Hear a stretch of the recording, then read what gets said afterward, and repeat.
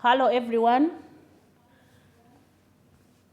Today's topic is stock obsolescence, obsolete, redundant, and scrap. In warehousing and stores management, we know that we receive items, we store them or keep them, but there is a time where we have to issue them out. And if you can remember, we called these the three cornerstone activities: receiving, storing, and issuing out. There will be periods where an organization will have items and they feel they are soon losing value. If that item is soon losing value, we call it an obsolescent item. If an item has already lost value, we call it an obsolete item. If the item has already lost value to the holding organization, but could be of value to another, it has its other name. In other words, what point am I raising under stock obsolescence? We are saying that there will be periods in an organization where they will feel that the items are soon losing value, or they have already lost value to them, or the item has lost value to them and they feel even other organizations do not have interest in it. And so those are the stages that we are talking about: stock obsolescence, obsolete, redundant, and scrap. But don't worry, we are going to learn more about what each of these mean. What then is stock obsolescence? When we say an item is declared obsolescent, we mean that it is an item that will soon be worthless or lose value to the organization that is holding it. For example, if Uganda Christian University had certain cars and they feel that by the end of the year, they are going to be useless to them. In other words, to them, they may not add any value. So such cars are called obsolescent cars. Why? They are soon losing value to the holding organization or to the organization that has them. Or if I have this kind of mask and I know that I've used it for some good period of time, and I'm like, I think by next week I shouldn't be putting on this mask. It means that this mask of mine is an obsolescent mask. Why? It is soon losing value to me, the holder. Obsolete.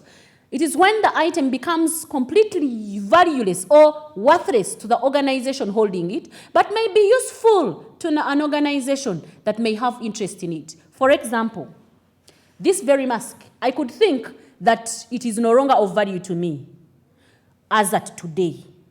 But somebody, once I gave it to somebody, they'll be like, wow, it is still pure white. It has a design I love. And so to them, they feel it is of value. That is why, by the way, we all go for second-hand items. For us, we still feel they are of value to us, but those people who have ever used them feel they are not of any value. An implication that such an item is called an obsolete item, an item that has lost value to the holding organization, but could be of value to another organization that may develop interest in owning it. In this case, for example, recently Uganda Christian University was disposing of its cars. I remember I read in the newspaper when they had advertised that there are certain cars they are disposing of. To them, such cars are obsolete. In other words, they have already lost value to them, but they could be of value to the people who desire to buy them. Obsolete items. Redundant. It's when an item becomes worthless both to the organization that is holding it and to other organizations that would have had interest. In other words, I could think that my mask as an individual is useless to me, and I'm targeting other people to come and own the what and maybe buy the mask from me, or I give it to them, but they also feel like, this is very old. How do I put on a mask that has already been put on? It is even very old. An implication that even the people who are targeting to have them are feeling that they are also worthless or useless. Those become redundant, an item that is not useful to the organization holding it, and also not useful to the organization that is not useful to other organizations that we felt would have had interest in buying them. And so, these three, an obsolescent item, an obsolete item, a redundant item. We can declare an item scrap if it passes through any of these, because with scrap, the organization sells off or disposes of the item for whatever value it can obtain. In other words, an organization can declare an item scrap if it is still at its obsolescence stage. An organization can declare an item scrap if it is at obsolete stage. An item can be declared scrap by an organization if it is at redundant stage. But in stores and warehousing management, we advise that we declare them scrap when they are under the first two stages of obsolescence and obsolete. Why? Since you find that there is still value under obsolescent, then even other people can value it. That's the assumption. On obsolete, if it is not valued, at least other people are still finding some value in this very item. And so we need to declare items scrap by making sure that we dispose them off, we sell them off if they are still at obsolescent and also at obsolete but not at redundant stages. Now, we may begin to ask ourselves, why study all this? It is because we need to be aware that at every time we are holding inventories, we have our planning, organizing, and monitoring all the stores management, stores activities. We must know that anytime some of the items are going to be obsolescent, and so what we do, if possible, dispose them off before they are declared redundant. If possible, dispose them off if they are at obsolete state but not at redundant, because with redundant, nobody will buy them. So why do organizations, what are the factors responsible for stock obsolescent or obsolete or redundant? Or why do some organizations find themselves having obsolescent items or obsolete items? One is due to changes in customer demands. You find that an organization has been so much interested in buying some certain type of pens. And this time they are like, tastes and preferences of top management have changed, and other people, other stakeholders in the organization, we no longer want this kind of pens, and so we want the other ones. So the other old type of pen, it's now obsolescent or sometimes obsolete. Why? Because of differing or changes in customer demand. Changes in the method of production. These days, people are going into manual ways of doing things as compared to automated or mechanized way. For example, a simple example is like for table mats these days, there are certain table mats that are manually made and they are so beautiful. People are no longer interested in the other mechanized way of doing things. An implication that those items that were manufactured using other ways, not manual, we end up finding that they become obsolescent or obsolete items. Then the third one is ignorance. Sometimes items end up becoming obsolete because we are ignorant that they are soon losing value. We don't take a step to declare them scrap when they are at their obsolescent stage because of lack of knowledge of the fact that different items are soon losing value. We tend to assume that we shall use them until the road calls us home. No, that is ignorance. So we are saying that in some cases, because of the ignorance of the store's staff or the people working within, the key stakeholders within the organization, not recognizing the fact that the items are soon losing value, they end up becoming redundant. And so it becomes a factor that can cause obsolescent or obsolete or redundant items. Rationalization. Rationalization is the same as standardization. Rationalization is the process of reducing items that are similar, though they serve the same purpose. I repeat, rationalization is the same as standardization. It's the process of reducing items that serve the same purpose. For example, we have Bic, Beifer, and Nice as three different types of pens. An organization opts to have the three of them because of differing tastes and preferences of the users of these pens within the organization. And so, we are saying, once the organization decides to rationalize or to standardize, it will mean that this organization is going to decide to follow the standardization process, which we shall actually see next week. They shall follow a standardization process, and they say, instead of having Bic or Beifer or Nice, We better have one of them. After all, it is of a better quality so that all of us can use it. That's what we are calling rationalization. And so, because we have decided to have big and BEF and NICE have been rejected, ignored or put aside, that will mean that the BEFA and NICE are now obsolescent, will soon lose value to the holding organization. And once the day of standardization, the day we said that we shall begin using BIC only reaches, then that will mean that BEFA and NICE are now obsolete items. They are useless to the holding organization, though useful to other organizations. And therefore, we end up having stock obsolescent, stock obsolete items. Why? Because of the need for rationalization. Accidents. You have items in the stores, because people are moving within the stores because, of course, of the nature of the items, they end up causing damage to them. That is causing an accident. Such an item that has been damaged becomes an obsolescent, if not an obsolete item. For example, if there are glasses and you step on them, for example, maybe because of inadequate gangways. Remember when I was teaching you double handling, I talked about gangways, adequate passage space. You're passing and you cause damage to the glasses. The glasses are going to be obsolete to you. They are going to be useless to you, but they could be of good use to somebody who is constructing his fence and wants to put them at the top part of the fence. Some people use glasses as a security measure above their fences. An implication that to them, the damaged glasses are useful to them. So the glasses in this case become obsolete items in your organization. Why? Because of the accident in the stores. Then the other one is bad management style. In other words, where we practice inappropriate supervision. We don't want to supervise. Make an imagination where you have a shop and you have a shop attendant. You rarely go to your shop. You have blue band there. And in this very shop, the blue band you blow it first. Maybe you brought on 1st June blue band that will expire on 1st of August, 2 months after. Then you also buy some blue band on the 15th of June and it will expire in September. But unfortunately, your shop attendant first sells what you brought in last. In other words, the person sells what is expiring, what is not going to expire soon first.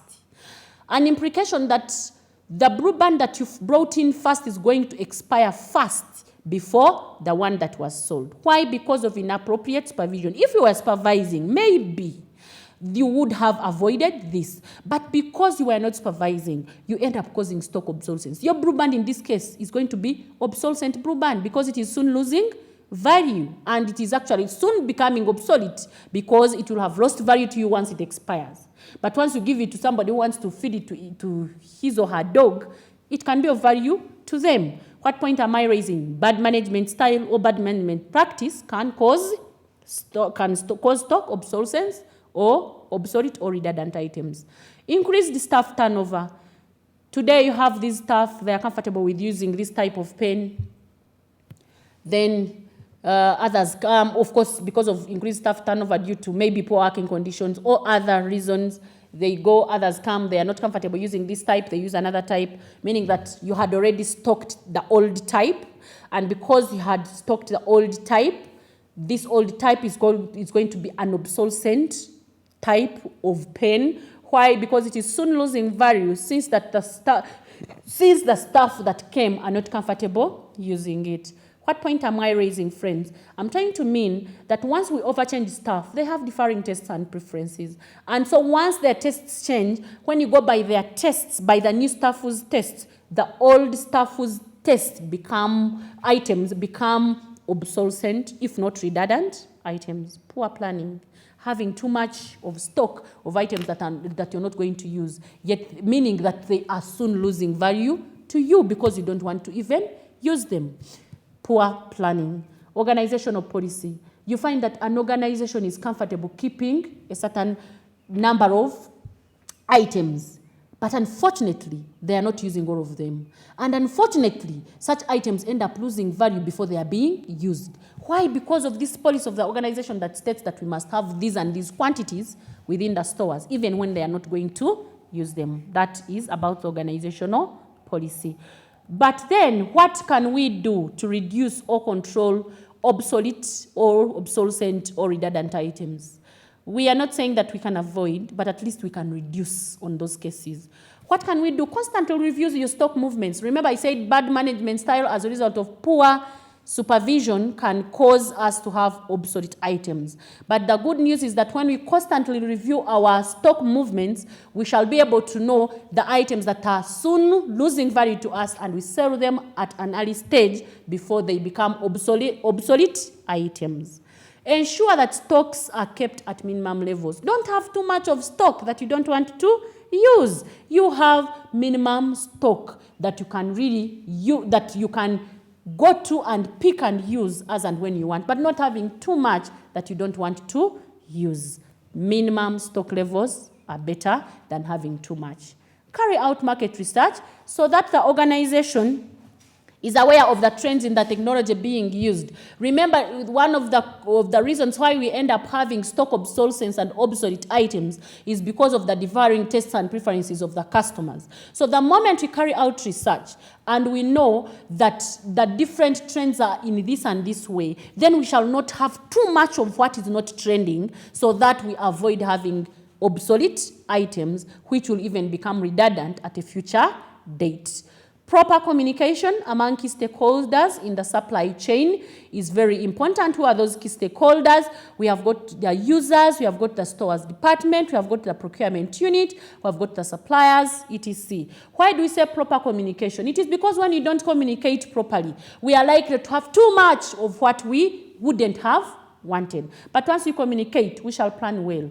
We shall avoid cases of bringing more than we could afford. Once we plan well, we shall even dispose of items when they are still at their obsolescent stage. When we plan well, when we communicate well, there is a possibility that we shall get guidance from these different stakeholders, because we know that once we have different opinions of different people, there is a possibility that we shall have reduced cases of making mistakes, because we shall learn from each one of them. So proper communication, free communication and transparent communication or open communication will help us reduce on cases of having items that are useless to the organization. But above all, have a stock scrap management policy. As I conclude, have a stock scrap management policy. Every organization must make sure that they have a stock scrap management policy. In other words, we need to have a plan, an organized way of disposing of items, because we know that at a certain time in future, once we receive items, we use them, there is a time where we shall dispose them of. But the point is, do we have a clear policy in place in regard to dispose of items? If it is there, then there is a possibility of disposing the items at their obsolescent or obsolete stages without necessarily them going into the redundant. So once we have that policy in place, it shall guide us on how to dispose and when to dispose, and who to dispose to, because there is disposal to internal staff, there is also disposal to external public or to the general public. If you are disposing to staff, there are certain guidelines we are supposed to follow. For instance, if I'm working in the procurement department and my spouse is also desires also to compete for the things that we are disposing of, it is, in this case, it becomes conflict of what? Conflict of interest. And so we must make such policies clear so that people understand them and they don't feel offended once such policies are followed. As I conclude in this topic of stock obsolescence, stock obsolete, stock redundance, and scrap, it is prudent for us to know that even when we manage our stock, our stores, in our warehouses, there is a time where these items will lose value. The concern is, how do we benefit from these items that are soon losing value? That is why it is important for us to have a stock scrap management policy to ensure that by the time items reach at their obsolescent stage, we are good enough to start the disposal process so that we can obtain value from them, because in procurement, warehousing and stores management, we aim at achieving value at every stage of procurement, and part of the stages of the procurement is disposal. And so disposal of scrap, which scrap we are saying shall have started from obsolescent, then obsolete, we want also achieve value at that level. That means that at every stage of our stores management, we should have at the back of our minds that we need to have a scrap or a disposal policy that will help us achieve value from what we shall have stored. Thank you so much for listening. May the Lord bless you. Remember that COVID is real. It is killing many. We thank God that we are still alive. And our prayer is that we all keep safe, sanitize as much as possible, be in charge of your life, put on your mask, wash your hands as often as you can, and above all, pray. Above all, pray, because with prayer, everything is possible. May the Lord bless you for me.